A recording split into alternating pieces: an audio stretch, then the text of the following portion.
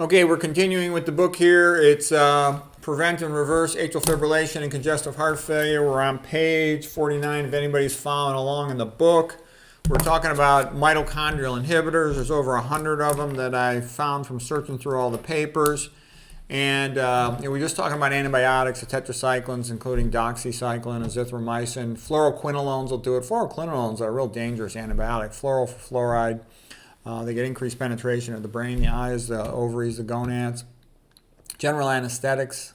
General anesthetics are pretty dangerous. I'm always scared of that. You know, that typical stupid patient says, "Doc, just knock me out. I want to be knocked out for this procedure. I don't want to remember nothing." Whereas my thinking, like I went for colonoscopy, I said, "No, I don't want any sedation." That was many years ago. Gosh, maybe 20 years ago now. 15 to 20 years ago. I didn't want any because I wanted to be aware of what was going on, and I was scared of, something that's going to turn your memory off. How good is your memory going to come back on? That scares me.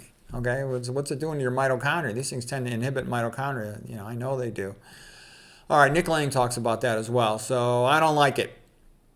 Okay, analgesics. It's rare that a person has significant impaired cognitive function after anesthetic, but I have seen some. Analgesics, propofol, Tylenol, NSAIDs are all mitochondrial inhibitors.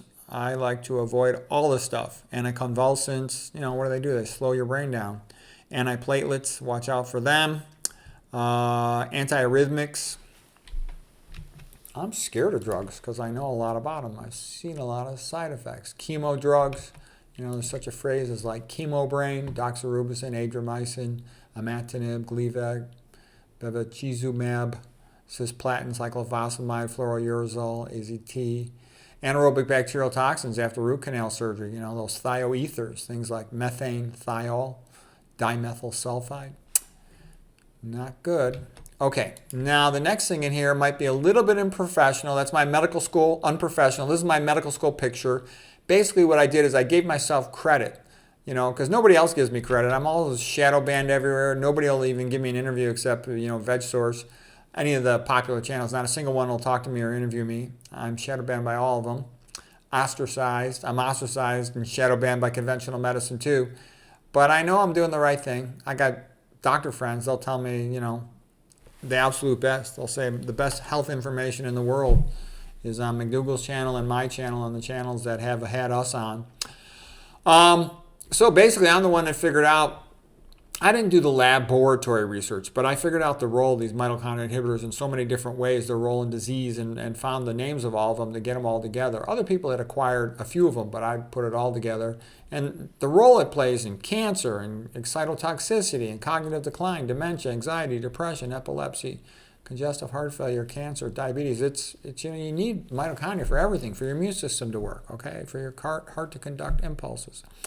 And figuring out that most people are walking around on at least 5 of these, if not 10, 15, 20 or more of them. They're super common.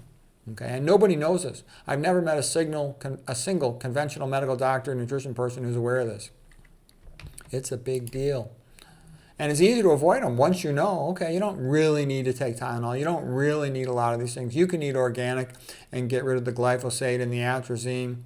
You can avoid those processed foods that are high in added iron. You can avoid, there's a lot of things you could do. So out of all the people in the world, I figured out this was such a big deal. I can tell you my other research friends like Dr. Sloop are super interested in all of this. So like I said, I'll give myself credit because no one else is going to give me credit. God knows I did it. My mother and father know I figured all this stuff out, and I figured out the supply and demand theory of the brain and the spine, biochemical and ischemic theories of spinal degeneration, the best theories on all that stuff, and I rewrote the textbooks.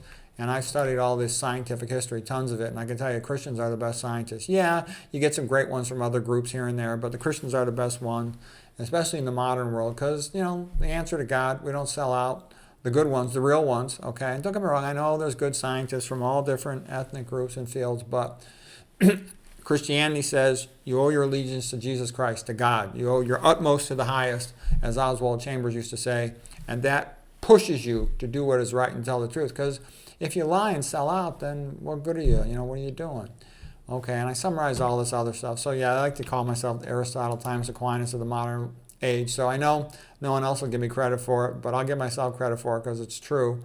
And like Thomas Aquinas went before Christ, and he said, I know I didn't do everything I could. I wish I had done more. And Christ said, no, you've done pretty well. So anyways, that's it for today. That's it for mitochondrial inhibitors.